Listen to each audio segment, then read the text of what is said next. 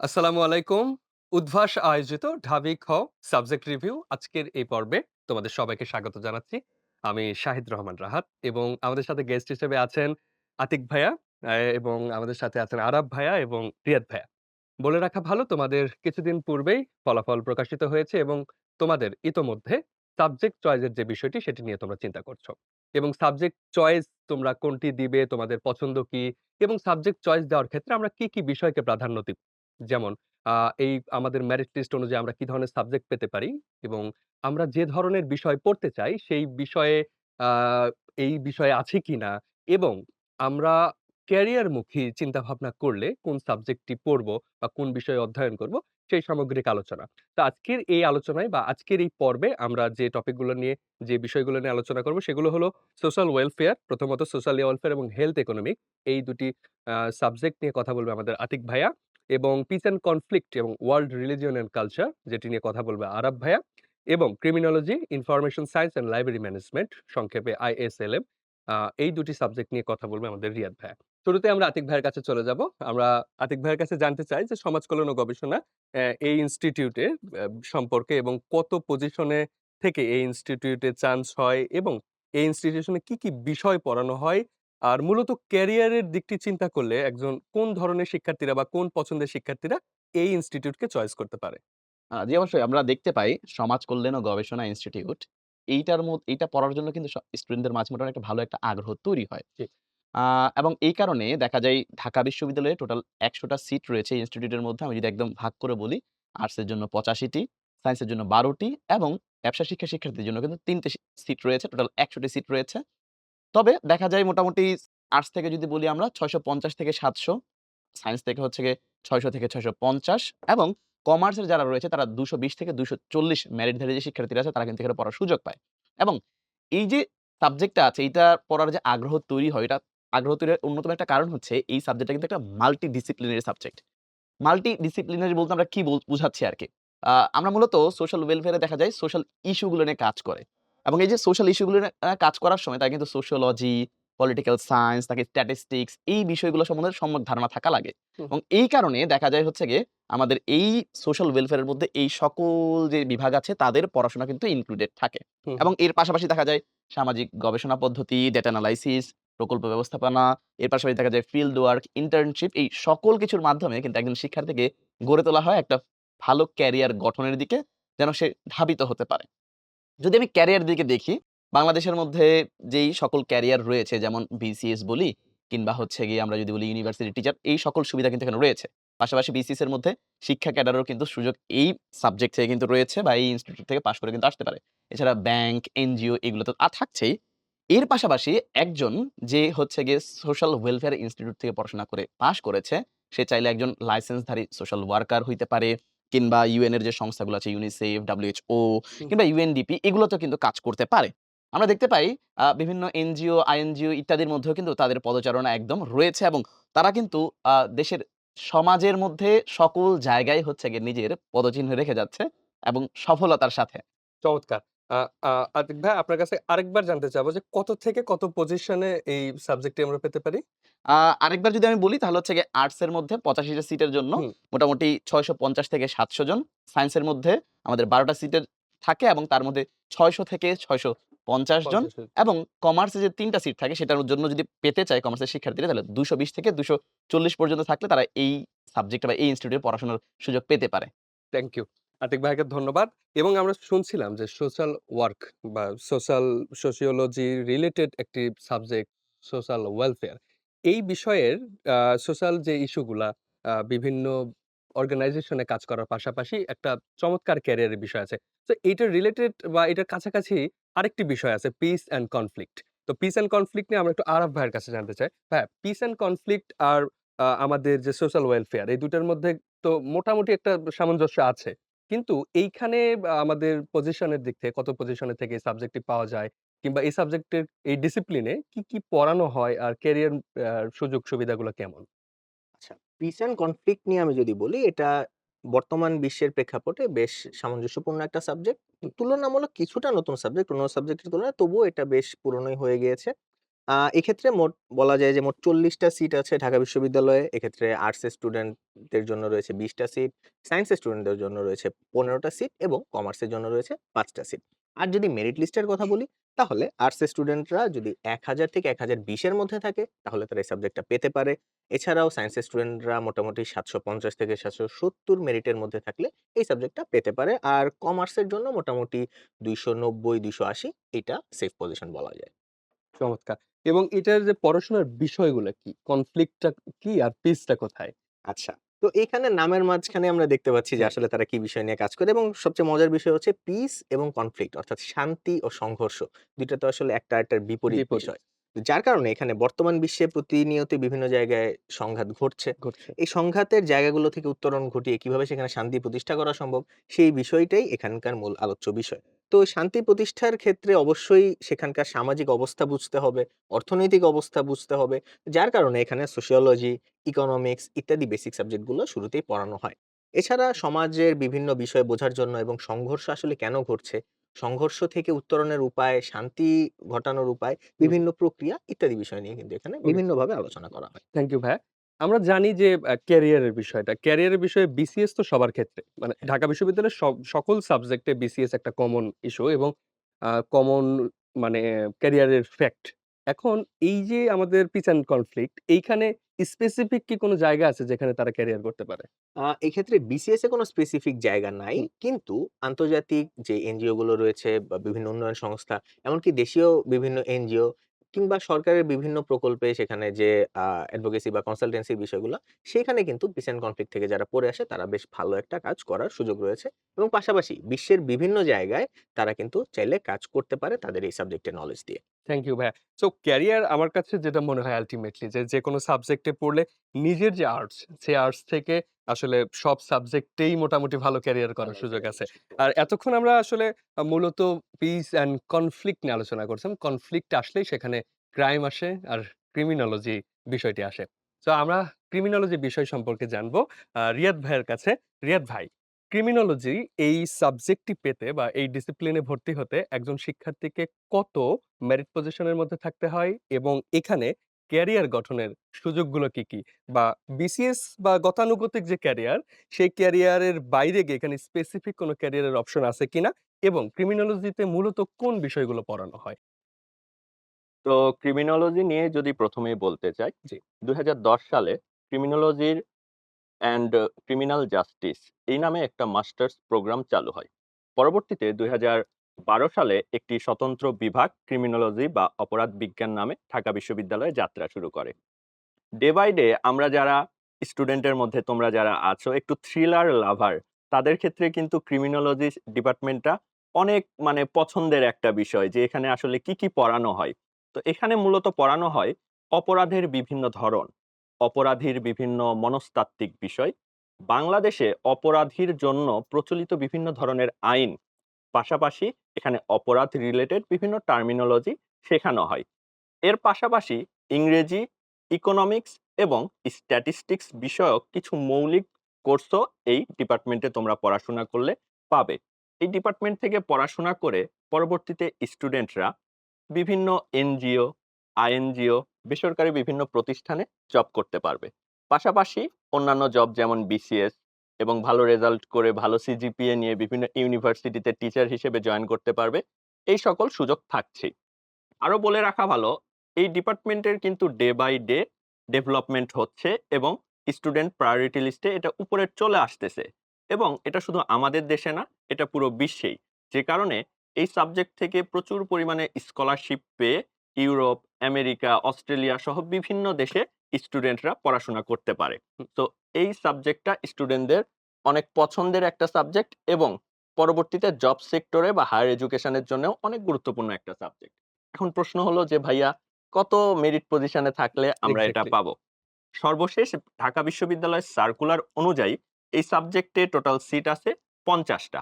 যারা হিউম্যানিটিস ব্যাকগ্রাউন্ডের তাদের জন্য ১০ টি, যারা সায়েন্স ব্যাকগ্রাউন্ডের তাদের জন্য ৩৫ টি এবং যারা কমার্স ব্যাকগ্রাউন্ডের তাদের তাদের জন্য জন্য ৫ 5 টি। টি। হ্যাঁ। যদি আমরা কয়েক বছরের স্ট্যাটিস্টিক্স একটু বিশ্লেষণ করি, তাহলে আমরা বলতে পারি যারা মানবিক বিভাগের ছিলে, তারা মোটামুটি ৬০০ পজিশনের মধ্যে থাকলে এই সাবজেক্টটা পেতে পারো। সায়েন্সের ক্ষেত্রে এটা ৬৫০ এবং যারা ব্যবসায়ী বিভাগ থেকে আসছো তাদের জন্য এটা ১৭৫ বা ১৮০ র মতো। আচ্ছা। থ্যাংক ইউ রিয়াদ ভাইয়াকে। রিয়াদ ভাইয়ের কাছ থেকে আমরা শুনলাম ক্রিমিনোলজি বিভাগটিতে আ কি ক্রাইটেরিয়া এবং কত পজিশন থেকে ক্রিমিনোলজি এই ডিসিপ্লিনটি বা এই সাবজেক্টটি পাওয়া যেতে পারে। এবার আরেকবার আমরা আতিক ভাইয়ের কাছে যাব। আতিক ভাইয়া, আমরা একটু হেলথ ইকোনমিক্স নিয়ে জানতে চাই। হেলথ ইকোনমিক্স সম্পর্কে যে কথাটি আমি একটু আ বলে রাখি যে হেলথ ইকোনমিক্স সাবজেক্ট হিসেবে বেশ গুরুত্বপূর্ণ হয়ে উঠছে এবং ইকোনমিক্স আর হেলথ ইকোনমিক্স এর মধ্যে অনেক পার্থক্য আছে। It's okay. কিন্তু হেলথ ইকোনমিক্স সাবজেক্টটি কি অনেক ডিমান্ডেবল হতে পারত কিনা? এবং এখানে কি পড়ানো হয়? এবং এটার ক্যারিয়ার আমরা জানি সব সাবজেক্ট থেকেই বিসিএস কিংবা ফ্যাকাল্টি হওয়া, বিশ্ববিদ্যালয়ের টিচার কিংবা ধরেন যে ব্যাংক জব থেকে এগুলো কিন্তু সকল বিষয়ে মানে একটা common career. So health economics a specific কি ক্যারিয়ার চয়েস আছে সেই বিষয়ে এবং সম্পূর্ণ হেলথ ইকোনমিক্স এই ডিসিপ্লিনে আপনার কাছ থেকে একটু জানতে চাই। আ এটা সত্যি কথা যে হেলথ ইকোনমিক্স অবশ্যই একটা ডিমান্ডিং সাবজেক্ট হতে পারত। হ্যাঁ, আ জাস্ট আমি যদি এটাকে একটা কোন টার্মে ফেলতে চাই তাহলে এটা হচ্ছে ঢাকা বিশ্ববিদ্যালয়ের হিডেন জেম। এডেন্সি। যেটা হয়তো শিক্ষার্থীদের হয়তো আ না জানা কিংবা হচ্ছে গিয়ে সামাজিক যে কনটেক্সট আছে সেইটার কারণে হচ্ছে গিয়ে এই সাবজেক্টের হয়তো ডিমান্ড ওই লেভেলে তৈরি হয় নাই। হুম, হুম। তবে হ্যাঁ, এইটা কিন্তু ঢাকা বিশ্ববিদ্যালয়ের একটা গুরুত্বপূর্ণ সাবজেক্ট এবং ধীরে, ধীরে কিন্তু এটা শিক্ষার্থীদের আগ্রহের জায়গা কিন্তু দখল করছে। যখন আমি যদি দেখি এটার ইতিহাসটা, এটা হচ্ছে গিয়ে খুব বেশিদিন হয়নি। যদি আমি বলি ১৯৯৮ সালে কিন্তু পোস্ট গ্র্যাজুয়েশন দিয়ে এই যেই ডিপার্টমেন্টটা আছে সেটা কিন্তু শুরু হয়েছে। এবং এরপরে যখন হচ্ছে গিয়ে ২০১০-১১ সেশন এলো তখন কিন্তু এটা গ্র্যাজুয়েশন দিয়ে এই ইনস্টিটিউটটা কিন্তু নিজের যাত্রা শুরু করেছে। হুম, হুম। যদি আসন সংখ্যার কথা বলি, টোটাল হচ্ছে গিয়ে এখানে ৬০ টি আসন রয়েছে। যার মধ্যে কমার্স যারা আছে মানে ব্যবসায় শিক্ষা তাদের জন্য কোনো সিট কিন্তু নেই। আর্টস এর ক্ষেত্রে হচ্ছে ৩০ টা এবং সায়েন্স এর ক্ষেত্রে কিন্তু ৩০ টা করে সিট রয়েছে। এবং ৩০ টা ৩০ টা ৬০ টা সিট থাকলেও আমরা দেখতে পাই হচ্ছে গিয়ে আর্টস এর থেকে যারা ৯০০ থেকে ৯৫০ এই মেরিট হুম, হুম, হুম। পজিশনধারী থাকে তারা এবং সায়েন্স থেকে ৬৫০ থেকে ৭০০ এই মেরিটধারী থাকে তারা কিন্তু এই ইনস্টিটিউটে ভর্তি হতে পারে। পড়াশোনার বিষয়বস্তু যদি বলি, এটা হচ্ছে গিয়ে অর্থনীতির সাথে একটু রিলেটেড। কিভাবে করে? এটা হচ্ছে অর্থনীতির প্রায়োগিক একটা দিক। হুম, হুম। যেমন হচ্ছে গিয়ে ইকোনমিক্স এর যদি আমি বলি, আমাদের হেলথ সেক্টরের যে মাইক্রো ইকোনমিক্স আছে, ম্যাক্রো ইকোনমিক্স আছে কিংবা পাবলিক হেলথ আছে কিংবা হেলথ সায়েন্স আছে, এই সকল কিছু দিয়ে মোটামুটি ৪ বছরে টোটাল মোটামুটি বলা যায় হচ্ছে ৩৫ টা কোর্সের মতো কিন্তু ওদেরকে পড়ানো হয়। এছাড়া হচ্ছে গিয়ে স্বাস্থ্য খাতকে কিভাবে অর্থনীতির সাথে হচ্ছে সমন্বয় করা যায়, কিভাবে স্বাস্থ্য খাতকে আরো উন্নত করা যায়, এই বিষয় নিয়ে কিন্তু আমরা দেখতে পাই এই ডিপার্টমেন্টের মধ্যে পড়াশোনা করা হয় এবং শিক্ষার্থীরা কিন্তু একটা ভালো দক্ষতা কিন্তু অর্জন করতে পারে এইভাবে করে। আ যদি আমি ক্যারিয়ারের দিকে দেখি, যেটা আপনি বললেন অলরেডি যে হচ্ছে গিয়ে ব্যাংক, বিসিএস কিংবা ইউনিভার্সিটি ফ্যাকাল্টি মেম্বার হওয়া এগুলো কিন্তু কমন। সকলের জন্য কমন। যদি আমি হচ্ছে গিয়ে আ এই হেলথ ইকোনমিক্স এর আলাদা করে ক্যারিয়ার বলতে চাই, তাহলে সেক্ষেত্রে আমি একটা হয়তো অবশ্যই বলব সেটা হচ্ছে গিয়ে ওয়ার্ল্ড হেলথ অর্গানাইজেশন অর্থাৎ হুম, হুম। WHO সেখানে কিন্তু তাকে কাজ করার সুযোগ রয়েছে। এছাড়া এনজিও, আইএনজিও তো আছেই। পাশাপাশি হচ্ছে গিয়ে ICDDRB এই সংস্থাতেও কিন্তু তারা কাজ করতে পারে। এবং এছাড়া হচ্ছে গিয়ে দেখা যায় হেলথ সেক্টরের মধ্যে তাদের গুরুত্বপূর্ণ অবদান রাখতে তারা কিন্তু প্রাইভেটাইজেশন বিভিন্ন কোম্পানিও কিন্তু কাজ করতে পারে। আমি যদি বলি আরকি। তো মোটামুটি বলা যায় যে যেই আমাদের ইনস্টিটিউটটা আছে, সেই ইনস্টিটিউটটা হচ্ছে গিয়ে শিক্ষার্থীদেরকে যেভাবে করে আসলে দক্ষ করে তুলে, সেভাবে করে তাদেরকে হচ্ছে গিয়ে স্বপ্নের ক্যারিয়ার গড়ার জন্য কিন্তু অনেক বেশি সহায়তা করে। থ্যাংক ইউ আতিক ভাই। নিশ্চিতভাবে এটা শিক্ষার্থীদের চয়েস লিস্টের ১ম দিকে এবং আ ভালো একটি বিষয় হিসেবেই গণ্য হতে পারে। আমি আরো একবার আরাফ ভাইয়ের কাছে যাব। আরাফ ভাইয়া, আমরা হেলথ ইকোনমিক্স নিয়ে জানলাম, সোশ্যাল ওয়েলফেয়ার নিয়ে জানলাম। আপনার কাছে একবার আসছিলাম পিস অ্যান্ড কনফ্লিক্ট নিয়ে। এবার আমি পিস অ্যান্ড কনফ্লিক্ট এর পর ওয়ার্ল্ড রিলিজিয়ন অ্যান্ড কালচার অর্থাৎ বিশ্ব ধর্ম ও সংস্কৃতি যে ডিসিপ্লিনটা ঢাকা বিশ্ববিদ্যালয়ে পড়ানো হয়। এখানের একজন শিক্ষার্থী যদি এটা পড়তে চায়, তার আসলে কোন ক্রাইটেরিয়াটা ফিল করতে হবে এবং ক্যারিয়ারের বিষয়ে যেটা কমন, সেটার বাইরে গিয়ে এখানে আর কোন ক্যারিয়ার আছে কিনা এবং ঢাকা বিশ্ববিদ্যালয়ের এই সাবজেক্টটিতে পড়ানোর বিষয়টি আসলে কি? আচ্ছা, এই ক্ষেত্রে ওয়ার্ল্ড রিলিজন অ্যান্ড কালচার যেটা, এটাকে আমরা বৈশ্বিকভাবে কম্পারেটিভ রিলিজন বা কম্পারেটিভ। তুলনামূলক ধর্মতত্ত্ব এই সাবজেক্ট নামেই বেশি চিনে থাকি। যদিও ঢাকা বিশ্ববিদ্যালয় এটার নাম হচ্ছে ওয়ার্ল্ড রিলিজন এবং কালচার। তো নাম থেকে আসলে বুঝতে পারছি যে এখানে মূলত বিশ্বের বিভিন্ন ধর্ম, হুম, হুম, প্রচলিত যেসব ধর্ম রয়েছে সেগুলো পাশাপাশি যেসব ধর্মের আমরা হয়তো নাম শুনিনি, হুম। সেসব ধর্ম নিয়ে এখানে পড়ানো হয়। পাশাপাশি বিভিন্ন জাতির সংস্কৃতি এই জায়গায় পড়ানোর একটা মূল বিষয়। পাশাপাশি ধর্ম যেহেতু সমাজের সাথে সম্পৃক্ত, সুতরাং এখানে সোশিওলজি রয়েছে এবং এগুলোর বেসিক যেই আইডিয়া গুলা বা বেসিক কোর্স যেগুলো বলতে পারি, সেই কোর্স গুলো কিন্তু রয়েছে। একটা জিনিস মনে রাখতে হবে যে ওয়ার্ল্ড রিলিজন অ্যান্ড কালচার এটা মূলত গবেষণাধর্মী সাবজেক্ট। এখানে মূলত বিভিন্ন ধর্মের তুলনা, সংস্কৃতির বিষয়ক গবেষণা এবং বিভিন্ন ধর্ম এবং সংস্কৃতির যে মৌলিক বিষয়গুলো, সেই বিষয়গুলো নিয়ে মূলত এখানে গবেষণা করা হয়। এটার প্রায়োগিক দিকের চেয়ে আমি বলব যে একটু গবেষণাধর্মী দিকটাই বেশি। তবে গবেষণা থেকে যেসব তথ্য উঠে আসছে, সেই বিষয়গুলোকে প্রয়োগ করার বিভিন্ন জায়গা রয়েছে। আরেকটা জিনিস আমি একটু বলতে চাই যে পিস অ্যান্ড কনফ্লিক্ট এবং পাশাপাশি ওয়ার্ল্ড রিলিজিয়ন কালচার নিয়ে যেটা বলছিলাম যে আমাদের মাঝে আসলে সামাজিক প্রেক্ষাপটে এই সাবজেক্টগুলা তেমনভাবে আসলে প্রচলিত না। তবে বিশ্ববিদ্যালয় আসলে কর্মী তৈরির জায়গা না। বিশ্ববিদ্যালয় কিন্তু জব সেক্টরের জন্য কাউকে তৈরি জব করে না। তৈরি করে বিশ্ববিদ্যালয় হচ্ছে জ্ঞান তৈরির জ্ঞান জায়গা তৈরির এবং জন্য। জ্ঞানের সীমা কিন্তু অবারিত।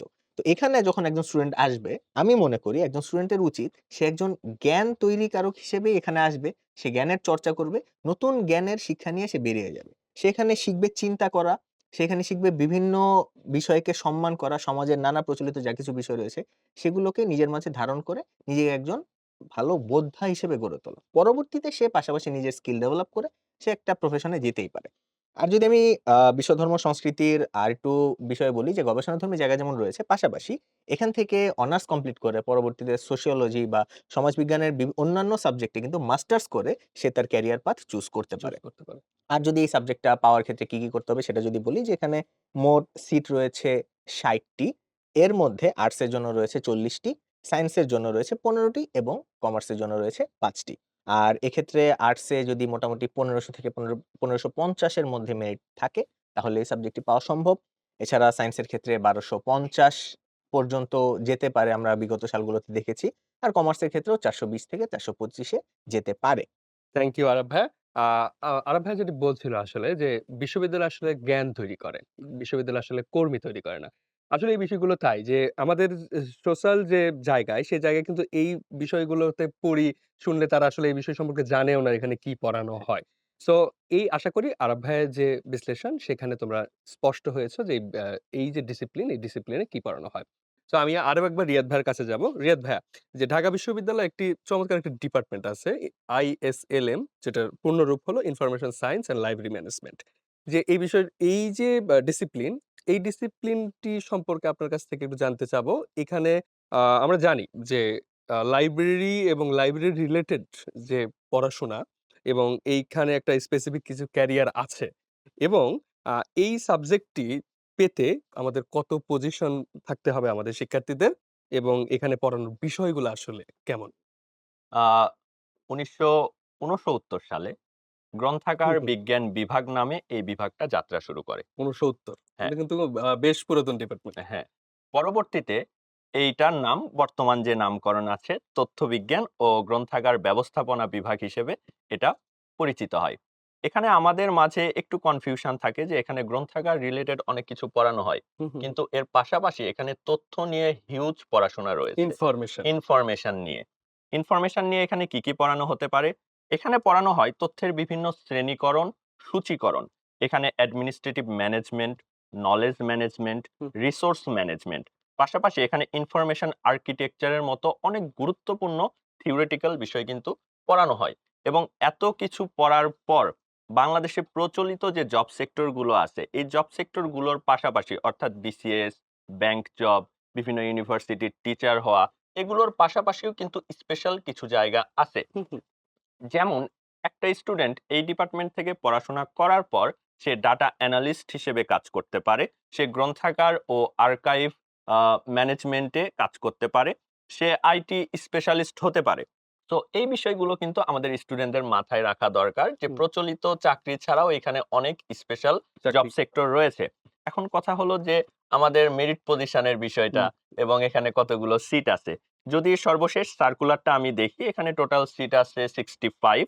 যারা হিউম্যানিটিস থেকে আসছে তাদের জন্য 40 অর্থাৎ 40 টা, সায়েন্সের স্টুডেন্টদের জন্য 20 টি এবং কমার্স ব্যাকগ্রাউন্ডের স্টুডেন্টের জন্য ৫ টি আছে। মোটামুটি গত কয়েক বছরের যদি মেরিট লিস্ট আমরা চেক করি তাহলে যারা মানবিক বিভাগের আছো তারা মোটামুটি ১২৫০ মেরিট লিস্টের মধ্যে থাকলেই এই সাবজেক্ট পেতে পারো।